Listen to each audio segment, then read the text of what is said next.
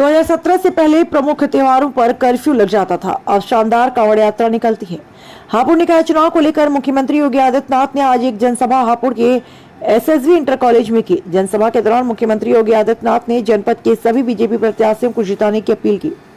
जनसभा के दौरान मुख्यमंत्री योगी आदित्यनाथ ने कहा, हापुड़ जनपद विकास की कई प्रक्रिया के साथ जुड़कर ऊंचाइयों को प्राप्त कर रहा है। जनता का आशीर्वाद फिर से प्राप्त करने के लिए यह सम्मानित मंच आज यहाँ पर आया है।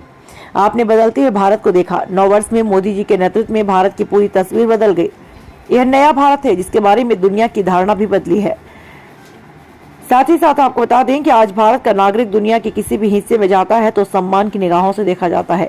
गंगा एक्सप्रेसवे मेरठ से हापुड़ होते हुए प्रयागराज से जोड़ रहा है। एक्सप्रेसवे हाईवे ने दूरियों को सीमित कर दिया। गरीबों को सर ढकने के लिए छत दी गई। गरीबों के घर में शौचालय बन गया। गरीबों के लिए आयुष्मान भारत का कार्ड आ गया। गरीबों के लिए जनधन का अकाउंट खुल गया। भारत एक ऐसा देश है जो कोरोना काल से अपने नागरिकों को फ्री राशन की सुविधा का लाभ दे रहा है। वहीं उन्होंने कहा कि 2017 के पहले का उत्तर प्रदेश दंगा प्रदेश था। प्रमुख त्योहारों के पहले कर्फ्यू लग जाता था। आज कर्फ्यू नहीं, शानदार तरीके से कांवड़ यात्रा निकलती है। क्षेत्रीय 40 लाख कामगारों श्रमिक उत्तर प्रदेश आए। लोग मुझसे बोलते थे क्या करेंगे, कैसे इतना पालन पोषण करेंगे। अरे हमने कहा उत्तर प्रदेश बहुत बड़ा है। उत्तर प्रदेश 25 करोड़ की आबादी को अपने साथ जोड़ता है।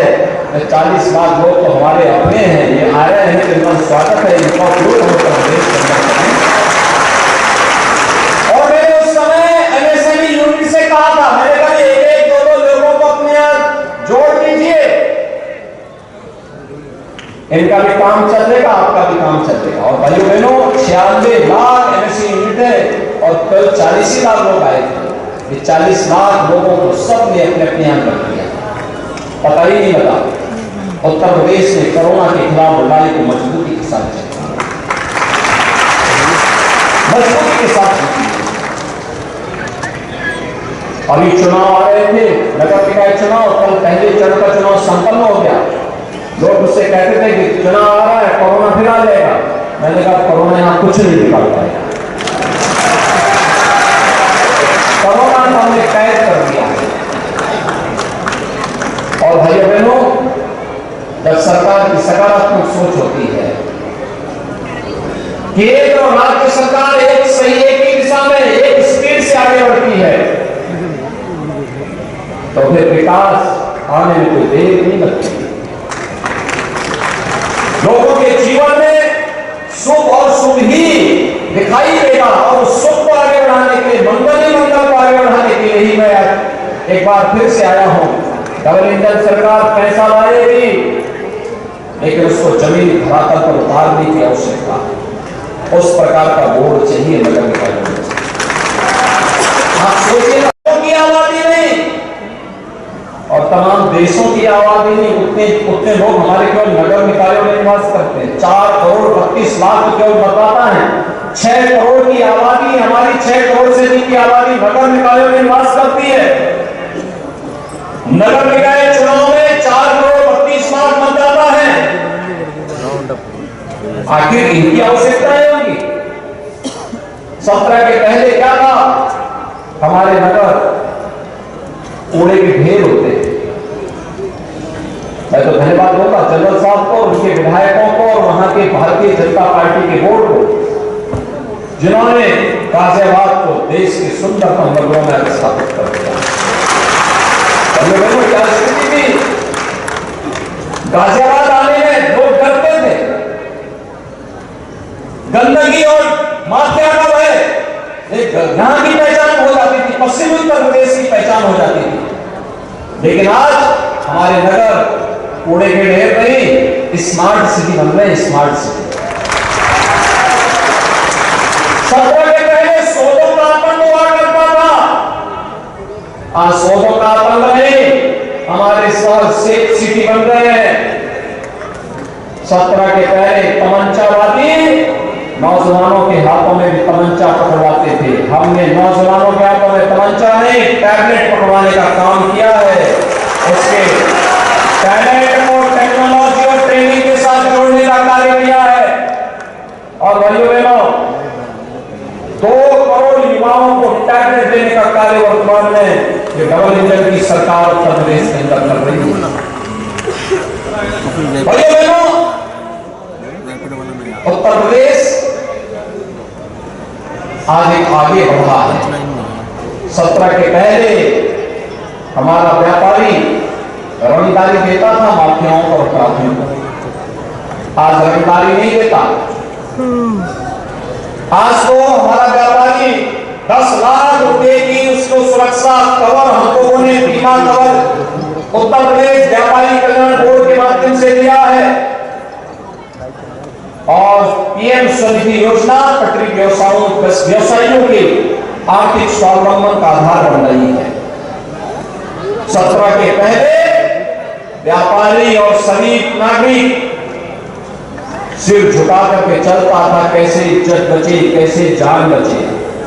लेकिन आज व्यापारी और समाज के संभ्रांत नागरिक, भाइयों बहनों, मैं भी आपको आश्वस्त करता हूं, विकास के लिए पैसे की कमी नहीं आने दी जाएगी। बुनियादी सुविधाओं के लिए पैसे की कमी नहीं आने दी जाएगी। सुरक्षा का बेहतरीन वातावरण बनेगा और नगर निकाय स्थानीय आवश्यकताओं की पूर्ति का माध्यम भी बनेगा।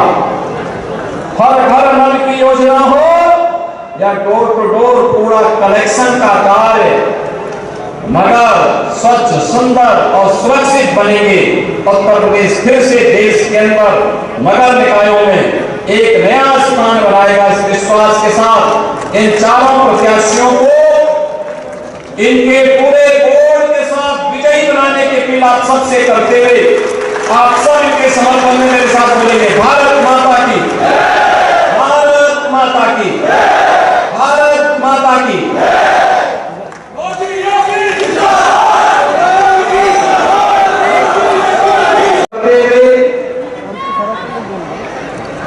हापुड़ जनपद विकास की एक नई प्रक्रिया के साथ जुड़ करके नई ऊंचाइयों को प्राप्त कर रहा है और नगर निकाय चुनाव के माध्यम से जनता की बुनियादी सुविधाएं हो या फिर विकास के कार्यक्रमों को एक नई ऊंचाइयों तक पहुंचाने का अभियान इन सभी के लिए फिर से आपका आशीर्वाद भारतीय जनता पार्टी के प्रत्याशियों के लिए प्राप्त करने के लिए मैं और मेरे साथ यह सम्मानित मंच आज हापुड़ जनपद में आया है। भाइयों बहनों, आपने बदलते हुए भारत को देखा है। 9 वर्ष में प्रधानमंत्री मोदी जी के नेतृत्व में भारत की पूरी तस्वीर बदल गई है। एक नया भारत जिसके बारे में दुनिया की धारणा बदली है, दृष्टिकोण बदला है।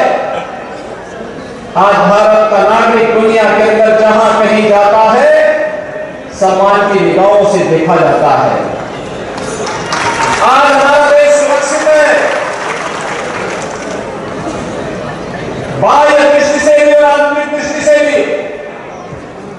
और इंफ्रास्ट्रक्चर डेवलपमेंट के जो कार्य हो रहे हैं, highway, railway, airport, AIIMS, IIT, IIM और तमाम अन्य प्रतिष्ठित संस्थाओं के साथ ही जो नए सिरे से भारत की पहचान बनी है, अब तो हमारा हापुड़ भी उसके साथ जुड़ रहा है। देश की पहली रैपिड ट्रेन दिल्ली से गाजियाबाद हापुड़ होते हुए मेरठ को जोड़ेगी।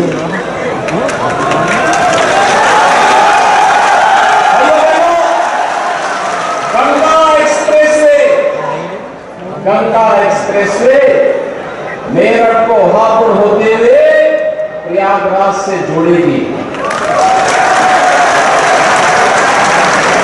अब तक प्रयागराज पहुंचने में जो 12, 14, 16 घंटे लगते हैं, एक्सप्रेस हाईवे बनने के बाद, गंगा एक्सप्रेसवे बनने के बाद इस दूरी को मात्र 6 घंटे में पूरा किया जा पाएगा।